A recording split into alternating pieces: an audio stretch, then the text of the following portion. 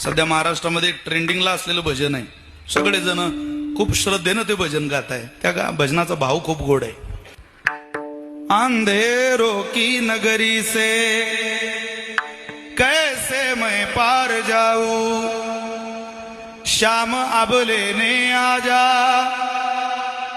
हौसला हार न जाऊं. हो शाम आजा,